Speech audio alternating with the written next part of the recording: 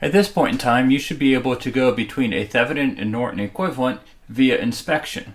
For instance, say we want to solve for unknown parameters RS and IP. To begin, we know by inspection that RS has to be equal to 10 ohms. That is, RS is our Thevenin resistance. When solving for IP, all we do is use Ohm's law to equate IP to our open circuit voltage source and our Thevenin resistance.